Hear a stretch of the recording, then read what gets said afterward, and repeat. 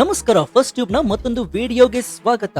ಸ್ನೇಹಿತರೆ, ವಿನಾಶಕಾಲೆ ವಿಪರೀತ ಬುದ್ಧಿ ಅನ್ನೋ ಮಾತು ಇವತ್ತು ಅಮೆರಿಕಕ್ಕೆ ಮತ್ತು ಅದರ ಅಧ್ಯಕ್ಷ ಡೊನಾಲ್ಡ್ ಟ್ರಂಪ್ಗೆ ಅಕ್ಷರಶಃ ಅನ್ವಯ ಆಗ್ತಾ ಇದೆ. ಜಗತ್ತಿನ ದೊಡ್ಡಣ್ಣ, ನಾನು ಹೇಳಿದ್ದೆ ವೇದವಾಕ್ಯ, ನಾನು ಹಿಡಿದಿದ್ದೆ ಹಠ ಅಂತ ಮೆರಿತಾ ಇದ್ದಂತಹ ಅಮೆರಿಕದ ಅಹಂಕಾರಕ್ಕೆ ಈಗ ಮರ್ಮಾಘಾತ ಬಿದ್ದಿದೆ. ಒಂದ್ ಕಡೆ ಭಾರತದ ಮೇಲೆ 500% ಸುಂಕವನ್ನ ಹಾಕಿ ಭಾರತವನ್ನ ಬೆದರಿಸೋದಕ್ಕೆ ಹೋಗಿ ಮುಗ್ಗರಿಸಿ ಬಿದ್ದಿರುವಂತಹ ಟ್ರಂಪ್, ಇನ್ನೊಂದು ಕಡೆ ವೆನಿಜುವೆಲಾದ ಅಧ್ಯಕ್ಷನನ್ನ ಸಿನಿಮೀಯ ರೀತಿಯಲ್ಲಿ ಕಿಡ್ನಾಪ್ ಮಾಡಿ ತನ್ನ ಪೌರುಷ ತೋರಿಸೋದಕ್ಕೆ ಹೋದ್ರು. ಆದ್ರೆ ಈಗ ಈ ಆಟ ನಡೆಯೋದು ಎಲ್ಲಿಯವರೆಗೆ? ಟ್ರಂಪ್ ಅವರ ಈ ಹುಚ್ಚಾಟಗಳಿಗೆ ಈಗ ಪ್ರಪಂಚದಾದ್ಯಂತ ಅಸಲಿ ರಿಯಾಕ್ಷನ್ ಶುರುವಾಗಿದೆ.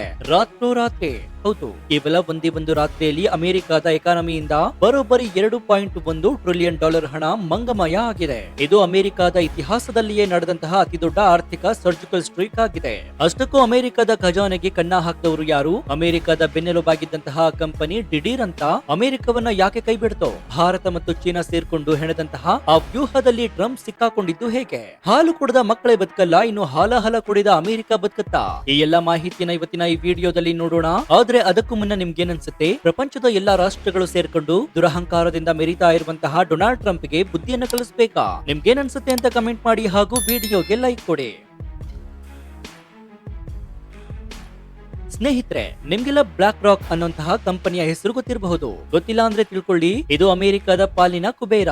ಅಮೆರಿಕದ ಆರ್ಥಿಕತೆಯನ್ನ ಕಂಟ್ರೋಲ್ ಮಾಡೋ ಶಕ್ತಿ ಇರೋದು ಸರ್ಕಾರದ ಕೈಯಲ್ಲ, ಬದಲಾಗಿ ಈ ಬ್ಲಾಕ್ ರಾಕ್ ಕಂಪನಿಯ ಕೈಯಲ್ಲಿ. ಯಾವಾಗ ಟ್ರಂಪ್ ವೆನಿಜುವೆಲಾದ ಅಧ್ಯಕ್ಷನನ್ನ ಅರೆಸ್ಟ್ ಮಾಡಿದ್ರು, ಯಾವಾಗ ಭಾರತದ ಮೇಲೆ ಸುಂಕದ ಯುದ್ಧವನ್ನ ಸಾರಿದ್ರು, ಆ ಕ್ಷಣವೇ ವಾಷಿಂಗ್ಟನ್ ನಲ್ಲಿ ಒಂದು ದೊಡ್ಡ ಭೂಕಂಪವಾಯಿತು. ನ್ಯೂಸ್ ಹೊರಬಿದ್ದಂತಹ 1 ಗಂಟೆಯಲ್ಲಿ ಬ್ಲಾಕ್ ರಾಕ್ ಕಂಪನಿ ಒಂದು ಶಾಕಿಂಗ್ ನಿರ್ಧಾರವನ್ನ ತಗೊಳ್ತು. ಅಮೆರಿಕದ ಮಾರುಕಟ್ಟೆಯಲ್ಲಿ ತಾನು ಹೂಡಿಕೆ ಮಾಡಿದಂತಹ ಬರೋಬ್ಬರಿ $2.1 ಟ್ರಿಲಿಯನ್ ಹಣವನ್ನ ಒಂದೇ ಏಟಿಗೆ ವಿತ್ಡ್ರಾ ಮಾಡಿಕೊಂಡು ಅಮೆರಿಕದಿಂದ ಕಾಲ್ಕೆತ್ತಿದೆ. $2.1 ಟ್ರಿಲಿಯನ್ ಅಂದ್ರೆ ಸಾಮಾನ್ಯ ಹಣ ಅಲ್ಲ ಸ್ನೇಹಿತರೆ.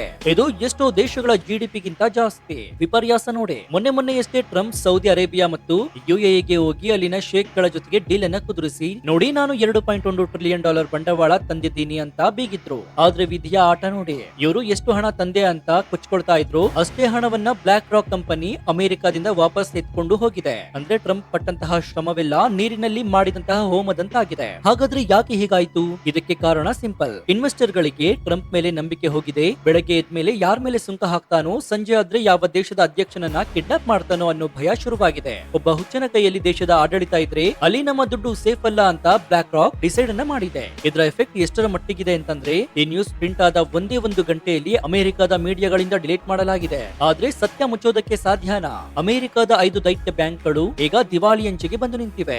ಇನ್ನು ಕತೆ ಇಲ್ಲಿಗೆ ಮುಗಿಯೋದಿಲ್ಲ. ಅಮೆರಿಕಾಗೆ ನಿಜವಾದ ತಲೆನೋವು ಶುರುವಾಗೋದೇ ಈಗ.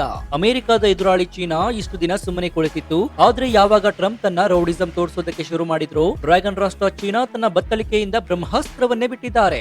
ಅದೇ ಫೈನಾನ್ಷಿಯಲ್ ವಾರ್. ಚೀನಾ ಅಮೆರಿಕ ಮೇಲೆ ಯಾವುದೇ ಕ್ಷಿಪಣಿ ಬಿಡ್ತಾ ಇಲ್ಲ, ಬಾಂಬ್ ಅನ್ನ ಕೂಡ ಹಾಕ್ತಾ ಇಲ್ಲ. ಬದಲಾಗಿ ತಾನು ಅಮೆರಿಕದ ಮೇಲೆ ಹೂಡಿಕೆ ಮಾಡಿದಂತಹ ಬಿಲಿಯನ್ ಗಟ್ಟಲೆ ಟ್ರೆಜರಿ ಬಾಂಡ್ ಗಳನ್ನ ಮಾರಿ ಅಮೆರಿಕದ ಡಾಲರ್ ಗಳನ್ನ ಕಸದ ಬುಟ್ಟಿಗೆ ಎಸೆಯೋ ಹಾಗೆ ವಾಪಸ್ ಅಮೆರಿಕದ ಮುಖಕ್ಕೆ ಎಸಿತಾ ಇದೆ. ಇದರ ಹಿಂದೆ ಇರೋದು ಅಸಲಿ ಸೀಕ್ರೆಟ್. ಅದೇನ್ ಗೊತ್ತಾ? ವೆನಿಜುವೆಲಾದಲ್ಲಿ ಅಮೆರಿಕ ಯಾಕೆ ಇಷ್ಟೊಂದು ಆಸಕ್ತಿನ ತೋರಿಸ್ತಾ ಇತ್ತು?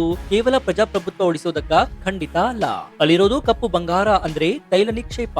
ವೆನಿಜುವೆಲಾದಲ್ಲಿ ಕಮ್ಯುನಿಸ್ಟ್ ಸರ್ಕಾರ ಇದ್ದಾಗ ಅಲ್ಲಿನ ತೈಲದ ಸಿಂಹಪಾಲು ಚೀನಾಕ್ಕೆ ಹೋಗ್ತಾ ಇತ್ತು. ಚೀನಾ ಅಲ್ಲಿಂದ ಅತಿ ಕಡಿಮೆ ಬೆಲೆಗೆ ಆಯಿಲ್ ಅನ್ನ ತರ್ತಾ ಇತ್ತು.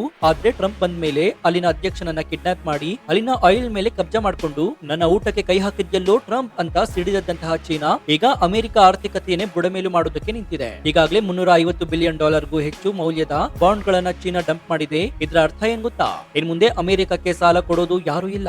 ಅಮೆರಿಕ ಸಾಲದ ಸುಳಿಯಲ್ಲಿ ಸಿಲುಕಿ ಒದ್ದಾಡ್ತಾ ಇದೆ. ಚೀನಾ ಮಾಡಿರುವಂತಹ ಈ ಕೆಲಸದಿಂದ ಅಮೆರಿಕದ ಡಾಲರ್ ಮೌಲ್ಯ ಅಂತಾರಾಷ್ಟ್ರೀಯ ಮಾರುಕಟ್ಟೆಯಲ್ಲಿ ಕುಸಿಯೋದಕ್ಕೆ ಶುರುವಾಗಿದೆ. ಅಮೆರಿಕದ ಡಾಲರ್ಗೆ ಇದ್ದಂತಹ ರಾಜ ಮರ್ಯಾದೆ ಈಗ ಹರಾಜಾಗ್ತಾ ಇದೆ. ಈಗ ನಮ್ಮ ಭಾರತದ ವಿಚಾರಕ್ಕೆ ಬರೋದಾದ್ರೆ, ಟ್ರಂಪ್ ಅನ್ಕೊಂಡಿದ್ದು ಏನು? ಭಾರತದ ಮೇಲೆ 500% ಸುಂಕ ಹಾಕ್ತೀನಿ, ಮೋದಿ ಬೆದರಿ ಓಡಿ ಬರ್ತಾರೆ, ಶರಣಾಗ್ತಾರೆ ಅಂತ. ಆದ್ರೆ ಆಗಿದ್ದೇ ಬೇರೆ. ಭಾರತ ಈ ಬೆದರಿಕೆಗೆ ಕ್ಯಾರೆ ಅಂತಿಲ್ಲ. ಬದಲಾಗಿ ಭಾರತದ ನಡೆ ನೋಡಿ ಅಮೆರಿಕವೇ ಬಿಚ್ಚಿ ಬಿದ್ದಿದೆ. ಭಾರತ ಇವತ್ತು 20 ವರ್ಷಗಳ ಹಿಂದಿನ ಭಾರತವಲ್ಲ. ಭಾರತಕ್ಕೆ ಅಮೆರಿಕದ ಮಾರ್ಕೆಟ್ ಎಷ್ಟು ಮುಖ್ಯವೋ ಅದಕ್ಕಿಂತ ಡಬಲ್ ಅಮೆರಿಕಕ್ಕೆ ಭಾರತದ ಮಾರುಕಟ್ಟೆ ಮುಖ್ಯ. ಯಾವಾಗ ಅಮೆರಿಕ ಕಿರಿಕ್ ಮಾಡ್ತು, ಭಾರತದ ಕಡೆಯಿಂದ ಒಂದು ಸೈಲೆಂಟ್ ಮೆಸೇಜ್ ಹೋಯಿತು, ನೀವು ನಮ್ಮ ವಸ್ತುಗಳನ್ನ ತಗೊಳ್ಳೋದಿಲ್ವಾ? ಪರವಾಗಿಲ್ಲ, ಆದ್ರೆ ನಿಮ್ಮ ಗೂಗಲ್, ಮೈಕ್ರೋಸಾಫ್ಟ್, ಅಮೆಜಾನ್ ಕಂಪನಿಗಳು ನಮ್ಮಲ್ಲಿ ವ್ಯಾಪಾರ ಮಾಡೋ ಹಾಗಿಲ್ಲ. ಇಂತಹದೊಂದು ಪರೋಕ್ಷ ಎಚ್ಚರಿಕೆಯನ್ನು ರವಾನಿಸಿತು. ಇದರ ಪರಿಣಾಮ ಏನಾಯ್ತು ಗೊತ್ತಾ?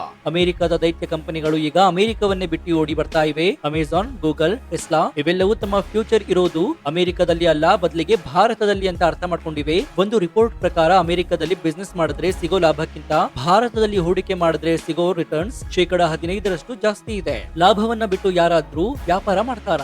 ಹಾಗಾಗಿನೇ ಬ್ಲಾಕ್ ರಾಕ್ಸ್ ಅಮೆರಿಕಾದಿಂದ ತೆಗೆದಂತಹ ದುಡ್ಡನ್ನ ಎಲ್ಲಿ ಹಾಕ್ತಾ ಇದೆ? ಸಿಂಗಾಪುರ ಮತ್ತು ಭಾರತದ ಕಡೆಗೆ ಮುಖ ಮಾಡ್ತಾ ಇದೆ. ಅಮೆರಿಕ ತನ್ನ ಕಾಲ ಮೇಲೆ ತಾನೇ ಕಲ್ಲನ್ನ ಹಾಕೊಂಡಿದೆ. ಭಾರತ ಮತ್ತು ಚೀನಾ ಸೇರ್ಕೊಂಡು ಯುದ್ಧ ಮಾಡದೆಯೇ ಅಮೆರಿಕವನ್ನ ಎಡೆಮುರಿ ಕಟ್ಟಿವೆ. ಅಮೆರಿಕ ಈಗ ಒಬ್ಬಂಟಿಯಾಗಿದೆ. ಇನ್ನು ಸ್ನೇಹಿತರೆ, ಅಮೆರಿಕದ ನಿಜವಾದ ಪರಿಸ್ಥಿತಿಯನ್ನು ಕೇಳಿದ್ರೆ ನಿಮಗೆ ತಲೆ ಕೂಡ ತಿರುಗುತ್ತೆ. ಹೊರಗಿನಿಂದ ನೋಡೋದಕ್ಕೆ ಅಮೆರಿಕ ಶ್ರೀಮಂತ ದೇಶ, ಸೂಪರ್ ಪವರ್, ಆದ್ರೆ ಒಳಗಡೆ ಪೂರ್ತಿ ಟೊಳ್ಳಾಗಿದೆ. ಅಮೆರಿಕದ ಜಿಡಿಪಿ ಇರೋದು $36 ಟ್ರಿಲಿಯನ್.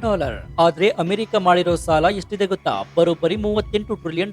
ಅಂದ್ರೆ ದುಡಿಯೋದಕ್ಕಿಂತ ಸಾಲನೇ ಜಾಸ್ತಿ ಆಗಿದೆ. ಕನ್ನಡದಲ್ಲಿ ಒಂದು ಗಾದೆ ಮಾತಿದೆ, ಸಾಲ ಮಾಡಿ ತುಪ್ಪ ತಿನ್ನು ಅಂತ.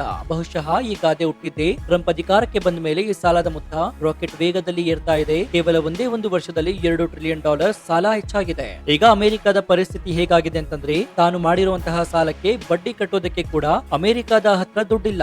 ಹಾಗಾದ್ರೆ ಅಮೆರಿಕ ಬದುಕ್ತಾ ಇರೋದು ಹೇಗೆ? ಇಲ್ಲೇ ಇರೋದು ನೋಡಿ ಮ್ಯಾಜಿಕ್. ಅಮೆರಿಕದ ಹತ್ರ ಇರೋದು ಒಂದೇ ಒಂದು ಅಸ್ತ್ರ, ಅದು ಡಾಲರ್ ಪ್ರಿಂಟಿಂಗ್ ಮಷಿನ್. ತನಗೆ ದುಡ್ಡು ಬೇಕಾದಾಗಲೆಲ್ಲ ಮನಸ್ಸೋ ಇಚ್ಛೆ ನೋಟ್ ಪ್ರಿಂಟ್ ಮಾಡ್ತಾ ಇದೆ. ಪ್ರತಿದಿನ $38 ಬಿಲಿಯನ್ ಕರೆನ್ಸಿಯನ್ನ ಪ್ರಿಂಟ್ ಮಾಡಿ ಮಾರುಕಟ್ಟೆಗೆ ಬಿಡ್ತಾ ಇದ್ದಾರೆ. ಇದರಿಂದ ಏನಾಗುತ್ತೆ ಅಂತಂದ್ರೆ, ಅಮೆರಿಕದಲ್ಲಿ ಬೆಲೆ ಏರಿಕೆ ಮುಗಿಲು ಮುಟ್ಟುತ್ತೆ. ಸಾಮಾನ್ಯ ಜನ ಬ್ರೆಡ್ ಬನ್ ತೆಗೆದುಕೊಳ್ಳೋದಕ್ಕೂ ಕೂಡ ಚೀಲದ ತುಂಬಾ ದುಡ್ಡನ್ನ ತಗೊಂಡು ಹೋಗೋ ಪರಿಸ್ಥಿತಿ ಬರುತ್ತೆ. ಇನ್ಫ್ಲೇಷನ್ ಅಮೆರಿಕವನ್ನ ಸುಡ್ತಾ ಇದೆ. ಈ ಐರನ್ ಲೆಗ್ ಟ್ರಂಪ್ ಬಂದ ಮೇಲೆ 70,000ಕ್ಕೂ ಹೆಚ್ಚು ಜನ ಉದ್ಯೋಗವನ್ನ ಕಳೆದುಕೊಂಡು ಬೀದಿಗೆ ಬಿದ್ದಿದ್ದಾರೆ. ಇನ್ನು ಇಲ್ಲಿ ನೀವು ಇನ್ನೊಂದನ್ನ ಗಮನಿಸಬೇಕಾಗುತ್ತೆ. ಇತ್ತೀಚೆಗೆ ಬಂಗಾರದ ಬೆಲೆ ಯಾಕೆ ರಾಕೆಟ್ ತರ ಮೇಲೆ ಹೋಗ್ತಾ ಇದೆ? ಇದರ ಹಿಂದೆಯೂ ಅಮೆರಿಕದ ಪತನದ ಕಥೆ ಕೂಡ ಇದೆ. ಇಷ್ಟು ದಿನ ಜಗತ್ತಿನ ಎಲ್ಲಾ ದೇಶಗಳು ತಮ್ಮ ಖಜಾನೆಯಲ್ಲಿ ಡಾಲರ್ ಇಟ್ಕೊಳ್ತಾ ಇದ್ವು. ಆದ್ರೆ ಈಗ ಅಮೆರಿಕದ ಆಟ ನೋಡಿ ಎಲ್ಲರಿಗೂ ಕೂಡ ಭಯ ಆಗ್ತಾ ಇದೆ. ನಾಳೆ ನಮಗೂ ವೆನಿಜುವೆಲಾ ಅಥವಾ ರಷ್ಯಾಕ್ಕೆ ಬಂದಂತಹ ಗತಿ ಬಂದ್ರೆ ಅಮೆರಿಕ ನಮ್ಮ ಡಾಲರ್ ಅಕೌಂಟ್ ಅನ್ನ ಫ್ರೀಸ್ ಮಾಡಿದ್ರೆ ಕಥೆ ಏನು? ಇಂತಹದೊಂದು ಭಯದಿಂದಾಗಿ ಎಲ್ಲಾ ದೇಶಗಳು ಡಾಲರ್ ಮಾಡಿ ಅದರ ಬದಲಿಗೆ ಚಿನ್ನವನ್ನ ಖರೀದಿ ಮಾಡ್ತಾ ಇವೆ. ಚೀನಾ, ರಷ್ಯಾ, ಭಾರತ, ಟರ್ಕಿ ಹೀಗೆ ಸಾಲು ಸಾಲು ದೇಶಗಳು ಟನ್ಗಟ್ಟಲೆ ಚಿನ್ನವನ್ನ ತಮ್ಮ ಲಾಕರ್ ಗಳಿಗೆ ತುಂಬಿಸಿಕೊಳ್ತಾ ಇವೆ. ಯಾವಾಗ ಡಾಲರ್ ಮೇಲಿನ ನಂಬಿಕೆ ಹೋಯಿತು, ಅಮೆರಿಕದ ಸೂಪರ್ ಪವರ್ ಪಟ್ಟ ಕೂಡ ಅಲುಗಾಡ್ತಾ ಇದೆ. ಸೌದಿ ಅರೇಬಿಯಾ ಅಂತೂ ಇಷ್ಟು ದಿನ ಪೆಟ್ರೋ ಡಾಲರ್ ಅಂತ ಅಮೆರಿಕದ ಗುಲಾಮನಾಗಿತ್ತು. ಆದ್ರೆ ಈಗ ಸೌದಿ ಕೂಡ ಚೀನಾದ ಕರೆನ್ಸಿ ಯುವಾನ್ ನಲ್ಲಿ ವ್ಯಾಪಾರ ಮಾಡೋದಕ್ಕೆ ಶುರು ಮಾಡಿದೆ. ಇದು ಅಮೆರಿಕದ ಶವಪೆಟ್ಟಿಗೆಗೆ ಹೊಡೆದಂತಹ ಕೊನೆಯ ಮೊಳೆಯಾಗಿದೆ. ಇನ್ನು ಒಟ್ಟಾರೆಯಾಗಿ ಹೇಳೋದಾದ್ರೆ ಅಮೆರಿಕದ ದಾದಾಗಿರಿ ದಿನಗಳು ಮುಗಿದು ಹೋಗಿವೆ. ಟ್ರಂಪ್ ಅನ್ಕೊಂಡಿದ್ರು ವೆನಿಜುವೆಲಾ ಮೇಲೆ ಅಟ್ಯಾಕ್ ಮಾಡಿದ್ರೆ ಭಾರತದ ಮೇಲೆ ಸುಂಕವನ್ನ ಹಾಕಿ ಜಗತ್ತನ್ನ ಗೆಲ್ಲಬಹುದು ಅಂತ. ಆದ್ರೆ ಅವರು ಮರ್ತು ಹೋದ್ರು, ಇದು 1990ರ ಭಾರತ ಅಲ್ಲ, ಇದು 2026ರ ಭಾರತ ಅಂತ. ಇಲ್ಲಿ ಭಾರತ ಇದೆ, ಇಲ್ಲಿ ಚೀನಾ ಕೂಡ ಇದೆ. ಏಷ್ಯಾದ ಹುಲಿಗಳು ಈಗ ಎಚ್ಚರಗೊಂಡಿವೆ. ಮುಂದಿನ ದಿನಗಳಲ್ಲಿ ಅಮೆರಿಕದ ಮಿಡ್ ಟರ್ಮ್ ಎಲೆಕ್ಷನ್ ಬರ್ತಾ ಇದೆ. ಈಗಿನ ಪರಿಸ್ಥಿತಿಯನ್ನ ನೋಡ್ತಾ ಇದ್ರೆ ಟ್ರಂಪ್ ವೈಟ್ ಹೌಸ್ ನಿಂದ ಜೈಲಿಗೆ ಹೋಗೋದು ಗ್ಯಾರಂಟಿ ಅಂತ ವಿಶ್ಲೇಷಕರು ಹೇಳ್ತಾ ಇದ್ದಾರೆ. ಬ್ಲಾಕ್ ರಾಕ್ಸ್ ನಂತಹ ಕಂಪನಿಯೇ ಅಮೆರಿಕವನ್ನ ನಂಬದೆ ದುಡ್ಡನ್ನು ವಾಪಸ್ ತೆಗೆದುಕೊಂಡು ಹೋಗಿದೆ ಅಂತಂದ್ರೆ ಸಾಮಾನ್ಯ ಜನರ ಪಾಡೇನು? ವೆನಿಜುವೆಲಾವನ್ನ ಕಬ್ಜಾ ಮಾಡಿ ತೈಲ ಕದಿಯೋದಕ್ಕೆ ಹೋದಂತಹ ಅಮೆರಿಕಕ್ಕೆ ಈಗ ತನ್ನ ಮನೆಯಲ್ಲಿರುವಂತಹ ಅಡಿಗೆ ಎಣ್ಣೆ ಬೆಲೆ ಕಂಟ್ರೋಲ್ ಮಾಡೋದಕ್ಕೆ ಆಗ್ತಾ ಇಲ್ಲ. ಬೇರೆಯವರಿಗೆ ಹಳ್ಳ ತೋಡೋದು ತಾವೇ ಹಳ್ಳದಲ್ಲಿ ಬೀಳ್ತಾರೆ ಅಂತಾರಲ್ಲ, ಟ್ರಂಪ್ ವಿಚಾರದಲ್ಲಿ ಮತ್ತೊಮ್ಮೆ ಅದು ಸಾಬೀತಾಗಿದೆ. ಇನ್ನು ಭಾರತ ಮಾತ್ರ ಈ ಗೊಂದಲಗಳ ನಡುವೆಯೂ ಒಂದು ಆರ್ಥಿಕ ಶಕ್ತಿಯಾಗಿದೆ, ವಿಶ್ವಗುರುವಾಗಿ ಉದಯಿಸ್ತಾ ಇದೆ. ಅಮೆರಿಕದ ಪತನ ಮತ್ತು ಭಾರತದ ಏಳಿಗೆ ಇದು ವಿಧಿಯ ನಿಯಮ. ಸೊ ನಿಮ್ಗೆ ಅನ್ಸುತ್ತೆ ಸ್ನೇಹಿತರೆ, ಟ್ರಂಪ್ ಮಾಡಿದ್ದು ಸರಿಯಾ? ಭಾರತಕ್ಕೆ $500ರಷ್ಟು ಸುಂಕವನ್ನ ಹಾಕಿದ್ದಕ್ಕೆ ತಕ್ಕ ಶಾಸ್ತಿ ಆಯ್ತಾ? ಅಮೆರಿಕದ ಡಾಲರ್ ಪತನದ ಬಗ್ಗೆ ನಿಮ್ಮ ಅಭಿಪ್ರಾಯ ಏನು ಅಂತ ಕಮೆಂಟ್ ಮಾಡಿ ಹಾಗೂ ವಿಡಿಯೋಗೆ ಲೈಕ್ ಕೊಡಿ. ಜೊತೆಗೆ ನೀವು ಇನ್ನು ನಮ್ಮ ಚಾನೆಲ್ ಅನ್ನ ಸಬ್ಸ್ಕ್ರೈಬ್ ಮಾಡ್ಕೊಂಡಿಲ್ಲ ಅಂದ್ರೆ ಈ ಕೂಡಲೇ ಸಬ್ಸ್ಕ್ರೈಬ್ ಮಾಡ್ಕೊಂಡು ಪಕ್ಕದಲ್ಲಿರುವಂತಹ ಬೆಲ್ ಐಕಾನ್ ಅನ್ನ ಪ್ರೆಸ್ ಮಾಡಿ. ಇದರಿಂದ ನಾವು ಹಾಕುವ ಹೊಸ ವಿಡಿಯೋಗಳ ನೋಟಿಫಿಕೇಶನ್ ಮೊದಲು ನಿಮಗೆ ಸಿಗುತ್ತೆ. ಇದಾಗಿತ್ತು ಈ ಕ್ಷಣದ ವಿಶೇಷ. ನೋಡ್ತಾ ಇರಿ ಫಸ್ಟ್ ಟ್ಯೂಬ್ ಕನ್ನಡ. ಧನ್ಯವಾದ.